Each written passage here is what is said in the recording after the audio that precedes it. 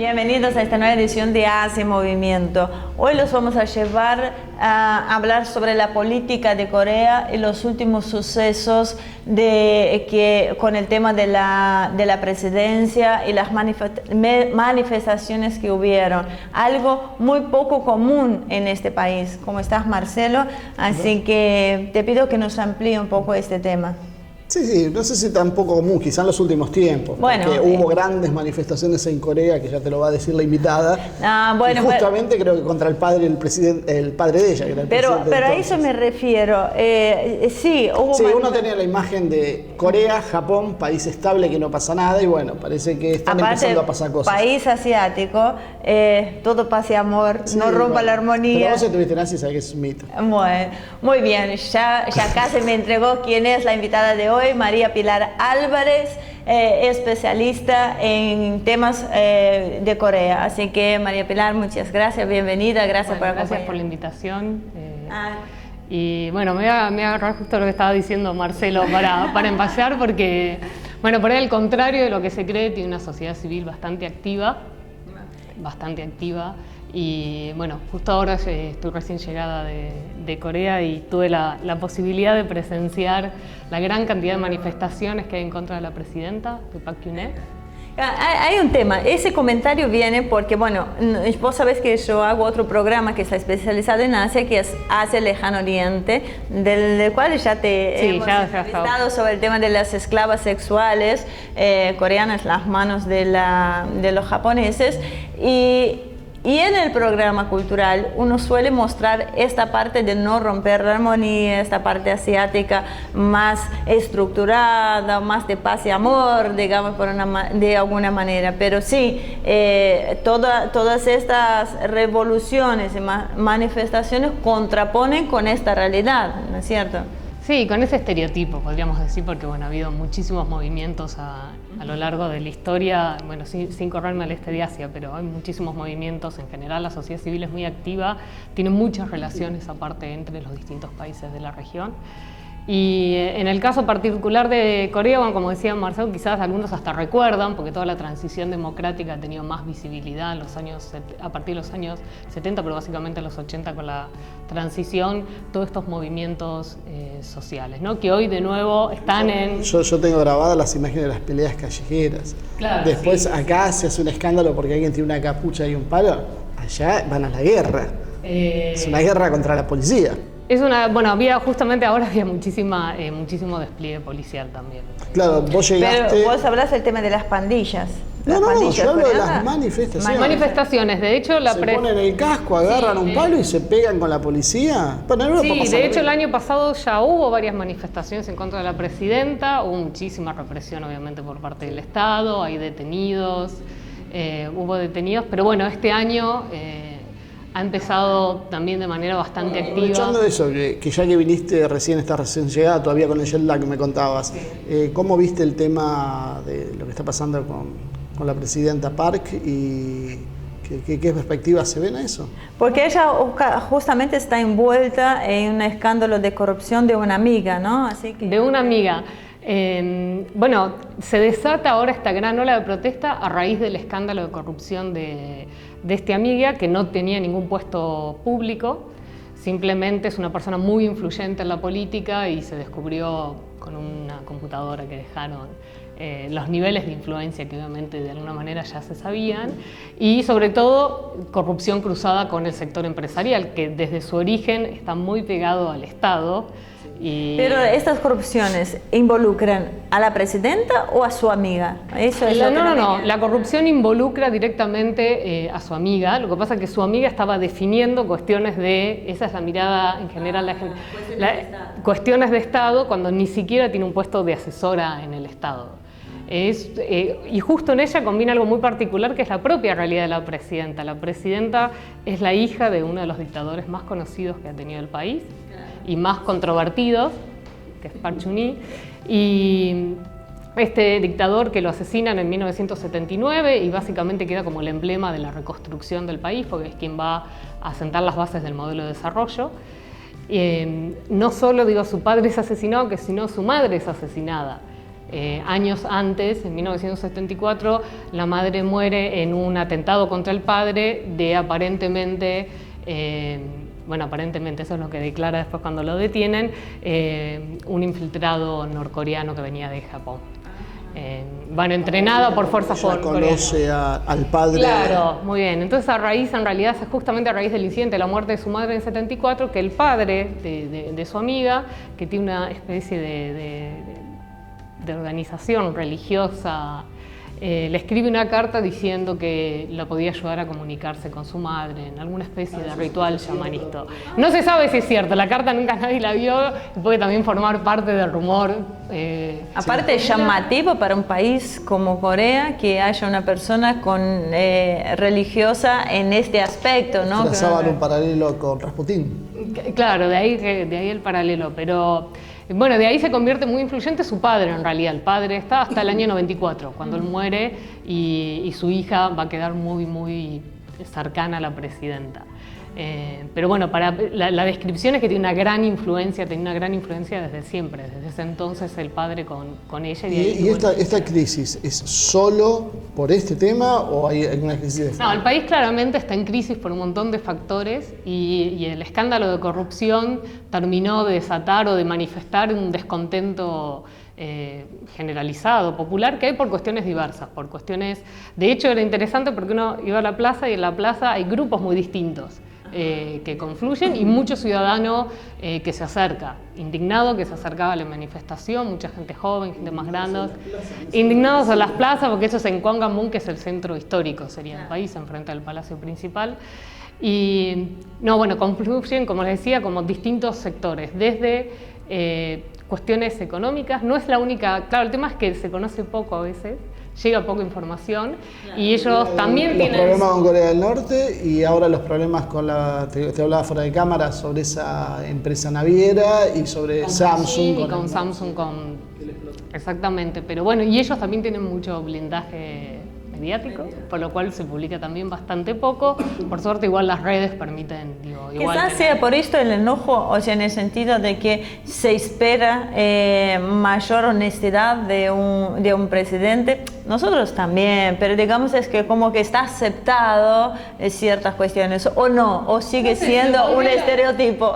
Sí, seguiría siendo un estereotipo, yo creo, porque en realidad si es por escándalos de corrupción, había muchísimos escándalos de corrupción antes, ¿no? De la naturaleza o quizás de la rareza que tiene este caso, porque bueno, tiene esta relación con las asumía en la sociedad o es porque a veces en algunos pueblos pasa eso de que no se asume, todo el mundo lo sabe, pero hay como una cierta actitud hipócrita de... que no se asuma el tema de la corrupción sistémica. No, se sabe que hay canales de corrupción, es muy difícil porque hay una corrupción que se podría decir que tiene que ver con, que se ve desde afuera como corrupción, tiene que ver con la forma en que se va a crear ese capital en el desarrollo, ¿no? Y tiene que ver con la propia construcción de los chaebol, de las empresas, básicamente de la mano del Estado, ¿no? Es el Estado que está construyendo, dándole forma a ese capital en los años 60. Son las grandes empresas, son los conglomerados, las multinacionales coreanas, exactamente. Que es una versión, una especie de copia de lo que habían sido los Zaibatsu para Japón, ¿no? Empresas familiares básicamente. Después, bueno, se van a ir diversificando, complejizando más. Entonces, bueno, ahí es muy difícil, sumado a otros patrones culturales, también de préstamos de favores, pero el Estado ha trabajado en leyes de transparencia, etc. Ha habido otros escándalos, el presidente Roh Moo-hyun se suicida a raíz de un escándalo también de corrupción que involucraba a su familia, no lo involucraba él directamente, pero bueno, a su familia. Es decir, no es el primer escándalo que tiene el país, ha tenido otros. Claramente confluye que la situación ha empeorado a múltiples niveles desde que llegó la presidenta. ¿De qué hablamos ahí? ¿De su Por ejemplo, cuestiones económicas. Como les decía, bueno, claro, tiene mucho blindaje, no pasan, pero el pueblo que se manifiesta está ahí, se manifiesta. ¿Pero no encontrás pobreza, gente en la calle o sí? No llega a esos niveles, claro. Pues sí lo encontrás hoy en Estados Unidos y en Europa. No, no es tan, no de la manera que se ve en esos países, pero sí, bueno, la economía está, ha entrado, claro, en cierta recesión después de 11 años de crecimiento muy alto, aunque tenga la balanza comercial superavitaria, tiene cierta recesión y ciertas secuelas que ha dejado la crisis del 2008. Y por ejemplo, desde que empezó el año pasado hay manifestaciones políticas, hay manifestaciones de tono económicos y en la cuestión de Corea del Norte, siendo medio generalista. Este escándalo que me llamó la atención cuando dijeron que salpicó a Samsung, ¿no? Por $10.000 millones como fruto del Explosive Note 7, creo, ¿no? Eso pone en riesgo la imagen de esta empresa, digamos, la cara emblemática de... Es una de las cartas de presentación. Yo creo que momentáneamente va a poner en riesgo, pero claramente el Estado va a trabajar en sobrellevar la coyuntura. Yo creo que en términos internos es más de fondo. Hay, por ejemplo, la Confederación de Sindicatos de Corea, es decir, este Grand Trade Union, está de paro desde abril. Ahora hace más de un mes y medio que está de paro de corrido a lo largo de todo el país. Eso también rompe otro estereotipo que en Asia no se hacen paros. No, claro, bueno, ellos tienen sus sindicatos bastante fuertes, épocas de mayor activismo obviamente anterior, en épocas de dictaduras, pero bueno, han recuperado, han tomado nuevamente las calles, están en la postura del gobierno frente justamente a esta situación económica que ha empeorado, era aplicar una mayor flexibilización laboral y eso es lo que provocó justamente la salida en las calles y demuestra también cierto malestar. ¿3 años que está gobernando? Ella, claro, asume desde 2013, el año que viene. Ya tuvo tiempo, no hay que esperar el segundo semestre. No hay que esperar el segundo semestre, pero se está tomando medidas que están llevando obviamente cíclicamente a un empeoramiento de la situación. Frente a una mala situación económica, la flexibilización laboral claramente no va a solucionar ningún tema de fondo. Y esto provocó, por ejemplo, el descontento, que se suma a otros descontentos vigentes en muchos por ahí de los jóvenes que se acercaban a las marchas, que no pertenecen a estos sindicatos, pero sí que empieza a haber desempleo histórico en los jóvenes profesionales. ¿Cuánto trabaja un coreano? O sea, cuando hablamos de flexibilización, claro, ¿qué significa? No, a lo que apuntaba la flexibilización es el tema salarial, una baja en los sueldos y un pago a producción. Me está tirando abajo un ídolo, un mito, un estereotipo terrible con Corea. Está bien, recibimos poca información. De todas maneras, están los sindicatos ahí para negociar, no es que se aplicó la baja salarial. Yo me refiero porque siempre a veces cuando uno habla de Corea, primero que se dice que es la París de Asia respecto a la moda, por un lado. El país que tuvo un mayor crecimiento y desarrollo en pleno siglo XXI, o sea, que salió de la extrema pobreza a ser la potencia que es. Pero que uno habla desde el lado cultural con esta cuestión de respeto hacia el otro. Pero déjame terminar el razonamiento a lo que voy. Pero después cuando vos mirás el otro lado, vos ahora estás trayendo que están teniendo estos problemas occidentalizados o parecidos. Problemas del capital, si uno podría ser más general, ¿no? Problemas del sistema. Primero con el tema del desempleo de los jóvenes, porque hace poco hablábamos que están sobrecalificados, con demasiada exigencia, un nivel de subsidio muy alto por el tema de la exigencia. Eso no sería, bueno, claro, eso sería más una constante, serían variables sociales que ya estaban presentes, antes, ¿no?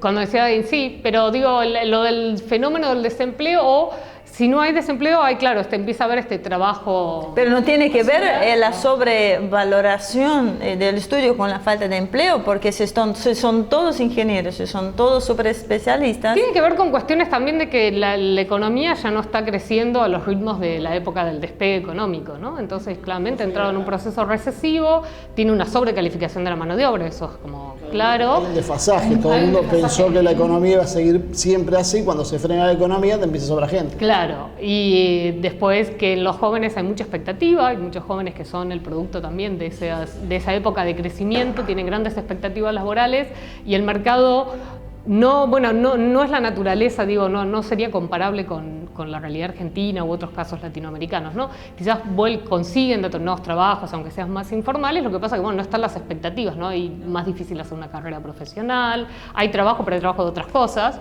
¿Cómo es la relación con China? Porque uno tiene la imagen de una Corea que está muy cerca de Estados Unidos políticamente, por el tema de defensa, y sin embargo uno sabe que China empieza a aumentar la presencia y el intercambio comercial es muy grande entre los dos países. Sí, es uno de los socios comerciales más importantes. A partir de este triunfo de Trump, ¿Se puede prever un aumento de la injerencia de China sobre Corea, en mayor peso específico? Bueno, China tiene un peso importante, de todas maneras, como pasa... Y creciendo pese a la hostilidad, pero ahora que se retira Estados Unidos y se retira, como dice... Vamos a ver, claro, ahora... Partiendo de la suposición que hay un cambio de política, no que seguimos igual, sino no... Claro, bueno, habría que ver a qué lleva el cambio en términos de la seguridad, ¿no? Corea tiene las bases americanas, tiene una gran dependencia en términos de su política de seguridad de los Estados Unidos y prácticamente después de su política exterior, si no se pusiera más profundo. ¿Las acepta el pueblo, las bases? Las bases están internalizadas. Ha habido periodos, hubo... parte del problema de las bases es que ha empeorado la situación con Corea del Norte. Desde el 2011 vienen subiendo las tensiones con la llegada de Kim Jong-un y desde 2013 claramente, desde la llegada de la presidenta, otro de los factores también que no han jugado a favor de su gestión es que las relaciones con Corea del Norte han empeorado, claramente. Por lo tanto, 5, 6 años atrás, si se podía, bueno, ya un poco más, estoy perdida con los años de vida, pero quizás 8 años atrás, si se empezaba recién a hablar de quizás algunas disminuir las bases americanas, correr las bases sobre todo que están en el centro de la ciudad para generar, bueno, espacios, hasta espacios verdes, etcétera, ¿no? Y una forma también de ver si se podría reducir, de descomprimir la situación. Justamente ahora es todo lo opuesto, eso ha quedado fuera de la agenda de discusión. Hay problemas con los integrantes de las bases, con la sociedad civil, ¿no? Sí, no, es un factor que está, no tanto como en otras épocas, porque está mucho más controlada la vida en general, la base, no hay problemas cotidianos, ha habido hechos en la historia, obviamente, hechos de violencia. Es algo que está para las generaciones de ahora, prácticamente está desde siempre, así que la base está, no quiere decir que sea grato, pero está como un hecho. Me ibas a decir las políticas que habían llevado a que se ponga más tensa la situación en Corea del Norte. Claro, el tema va a ser que Corea va a tener como una especie de bonanza en sus relaciones con Corea del Norte, que es lo que se conoce como la política de los rayos del sol, que es la política de Kim Dae-jung, que es a quien le van a dar el Premio Nobel de hecho de la Paz, tenga pocos valores en los tiempos que corren, pero bueno, por la política justamente con Corea del Norte. Y esta política en 1998 prácticamente dura con los mismos lineamientos hasta el 2008, hasta el presidente Roh Moo-hyun. Y va a sentar las bases de la cooperación. Es decir, la política centrada, bueno, para poder acercarnos, primero tenemos que crear como alguna especie de ambiente favorable para pensar en una unificación a futuro. Ahí se crea ese parque industrial. Exactamente, entonces para crear el ambiente, no importa lo que nos dé Corea del Norte, de manera decir asimétrica, vamos a trabajar en cooperación económica, y esa cooperación económica no solo de intercambio comercial, sino de crear proyectos conjuntos. Y de esos proyectos, justamente el que nombra Marcelo, Kyosan es el proyecto más conocido, ¿no? Que es la construcción de este complejo industrial que está del lado de Corea del Norte, conectado por parte del mismo proyecto porque se volvieron a habilitar la zona ferroviaria y bueno, ahí había más 124 empresas del sur, con la dirigencia del sur, pero la mano de obra es norcoreana. Y eso entre las cooperaciones económicas, y eso posible obviamente pensando que eso se iba a expandir a otros proyectos de cooperación, ¿no? Pesqueros, etcétera. Y después, bueno, el tema sociocultural, que es sumamente importante, es todavía muy mayor, pero todavía hay gente que pertenece a estas familias divididas, entonces se reactivó algo que no era nuevo, pero bueno, se empezó a hacer de manera más sistemática las reunificaciones de las familias. Claro, los que no saben qué pasó, bueno, cuando se produjo la partición del país, hubo gente que quedó de un lado y gente del otro y nunca se pudo... Claro, en realidad vienen dos etapas, porque entre que se produce la ocupación de ambas en el 45, en realidad al estallido de la guerra, si bien se produce la separación, la frontera todavía es un poco permeable en los cruces y hasta hay fotos de época que podría observar si buscan los televidentes. Y por otro lado, después de la guerra, durante el conflicto de la guerra, es donde se produce la mayor separación de las familias, porque en muy pocos meses es el avance de Corea del Norte hacia el sur. Viene la retirada con la intervención obviamente de los Estados Unidos y luego la intervención de China, y el conflicto va a quedar prácticamente a la zona del paralelo 38. Y esto provoca que mucha gente no pudiera regresar o no pudiera ver su familia. Los barcos, un barco muy famoso americano que va a trasladar población del norte hacia el sur, y ahí se produce obviamente separación. Y bueno, estas familias no han tenido contacto hasta que empiezan estos programas ya con la democracia, incentivados un poco por la Cruz Roja para reunificación, que no es la unión de las familias, como creen muchas veces la gente, sino es simplemente un evento donde se pueden reencontrar, volver a dialogar, etcétera. Todo muy controlado, muy pautado. Eso si lo trazamos de paralelo con Occidente, estamos hablando del año 45, que ya quedan muy pocos de aquella generación. Acá los inmigrantes ya hubieran perdido contacto con sus familiares y ya se genera una nueva vida hacia abajo, pero en Asia o en Corea uno tiene esta cuestión de tener en cuenta sus antepasados, de tener en cuenta la rama familiar. Eso quizás es lo que mantiene hasta el día de hoy esta intención de seguir uniendo a estas familias, o más por una cuestión de política para una cuestión de... Hay más una cuestión de política. En eso es como muy raro, porque muy raro si lo pensara en esos términos como culturales. Exacto. Porque gran parte, no hay tanta movilización de la gente joven como alguien podría pensar desde afuera. Claramente muchas ONG trabajando. Es un país donde tiene muy marcada la cultura de la ONG, porque los partidos políticos tienen muchísima debilidad institucional, y eso con todos los problemas que acarrea, ¿no? Trabajar en términos de ONG, poder ponerlo... ¿ONG nacionales o extranjeras? Hay ONG internacionales y algunas ONGs nacionales. Hay más o menos, depende de los casos. En caso de Corea del Norte hay varias ONG, sobre todo con refugiados, y hay algunos desaparecidos todavía, que esos son posteriores. En Corea del Sur, ONG, desaparecidos de esos medios regionales. Hay ONGs que trabajan en Corea del Norte que no sean de Corea del Norte o que sean financiadas. Lo que ha habido es que las ONG han colaborado en los programas de distribución de alimentos y en los programas de asistencia médica.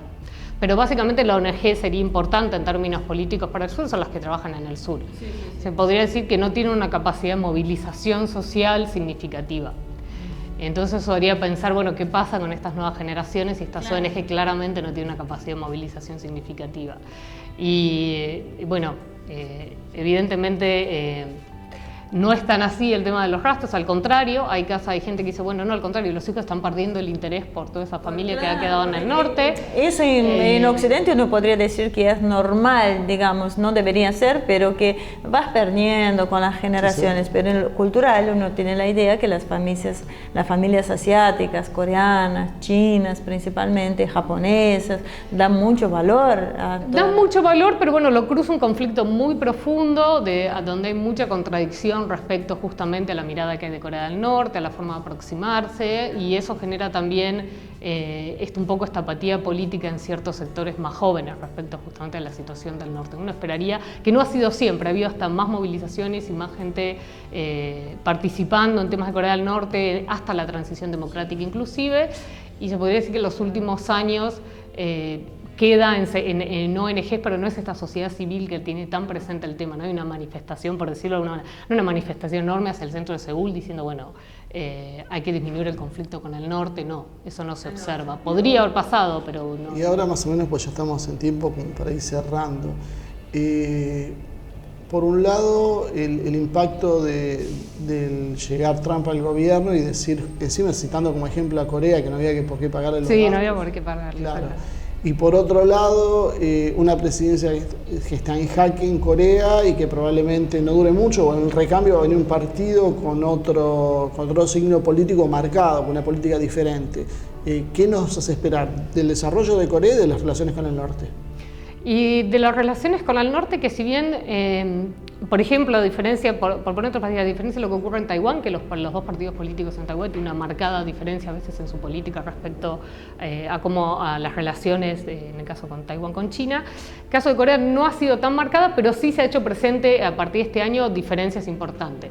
Por ejemplo, en febrero, cuando se cerró el complejo industrial Gyeosan, partido de oposición y bueno, el tercer partido dijeron, bueno, no estaban a favor, creían que había que aumentar el diálogo, que la salida justamente no era seguir en este ciclo de agresión, responderle con más agresión y seguir con más agresión, que claramente no conducía a nada, así que ahí ya hubo una diferencia importante. Entonces se espera que se genere quizás una apertura hacia el diálogo mayor que la que ha hecho esta presidenta, que ha sido una de las peores presidencias en términos de las relaciones con Corea del Norte. ¿La ausencia de presencia norteamericana en el lugar puede favorecer esta política? Habría que ver, yo creo que no habría que ver qué decisiones toma. Es muy difícil, es un país que su política de seguridad está muy marcada por los Estados Unidos, donde ellos no han definido su política de seguridad de manera independiente en muchas décadas. Eso podría tener un impacto muy importante, de shock, digo, en términos sociales, porque de propia inseguridad. ¿Y pueden revivirse tensiones con Japón si Estados Unidos deja de ser el que los contiene a los dos contra un enemigo en común? Bueno, no los contiene tanto porque también tienen sus disputas presentes, y yo diría que ahí Estados Unidos un poco es mediador. El problema es cuando Estados Unidos, ¿no?, según Trump, quisiera dejar de dar un paso al costado con la política externa, lo cual lo veo casi un imposible, y abocarse un poco más a la política. Habría que ver qué otros actores empiezan a jugar. A ver, en el caso en realidad de Corea con Japón, no es que Estados Unidos ha permitido una conciliación de intereses, ¿no? Tienen disputas vigentes y al contrario... Los dos siguen en pie. ¿Qué? De las Islas Dokdo, siguen en pie. Sí, las disputas territoriales que están en pie, otras cuestiones que tienen que ver con el pasado, etcétera. En el caso de las relaciones con Corea del Norte, sí, lo interesante es que en realidad el actor clave ha sido China en términos de las negociaciones, y eso está presente desde la primera crisis nuclear, es decir, ya desde el 93, 94, con Clinton, cuando se produce la primera crisis, y China ha sido siempre un gran articulador y un gran negociador en las relaciones. Podría ser que en caso de que cambiara justamente esta posición estadounidense, bueno, China podría tener algún rol importante en articular las relaciones. Claro, China siempre planteó que Corea del Norte era su zona de seguridad, no podía permitir que un gobierno, que era una extensión de Estados Unidos, esté en sus fronteras. El hecho de, por ahí, una cierta baja de la presión de Estados Unidos en el lugar, que permita a China poder desempolvar algunas viejas historias y tratar de... Y volver quizás a canales, sobre todo a empujar canales de cooperación, ¿no? Que es como...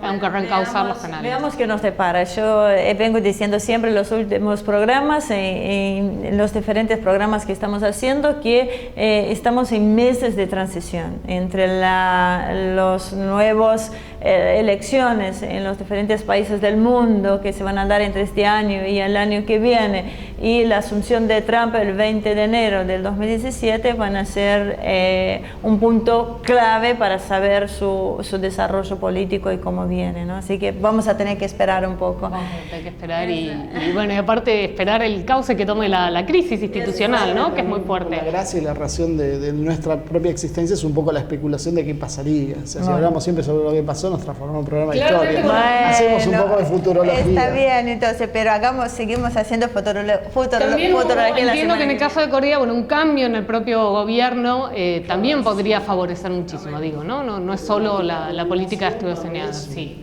Bueno, veamos, entonces muchísimas gracias por venir, estando ahí todavía bajo este efecto del jet lag, este cambio que nos deja un poco... Así que cualquier paquetear. imprecisión ya tiene la excusa. Tengo la excusa, sí, queda siempre mucho por contar, como suele pasar en estos tiempos televisivos. Bueno, sí, bueno, ya vamos como decía, vamos a tratar con determinados países dar cierta continuidad para hacer un desarrollo mayor, y también para que haya más información, porque cuando son muy distanciados un programa del otro, el problema es que volvés a empezar siempre. Entonces uno lo que tiene que hacer con cierta metodología, ir trabajando puntualmente sobre país, sobre desarrollo, como poniéndole en agenda. Bueno, así que muchísimas gracias. Gracias a ustedes por la invitación. Bueno, Marcelo, nos vemos la semana que viene entonces. Muchísimas gracias a todos ustedes por acompañarnos. Espero que les haya parecido interesante. También esperamos sus comentarios en nuestro Facebook. Nos vemos la semana que viene con más una edición de Hace Movimiento.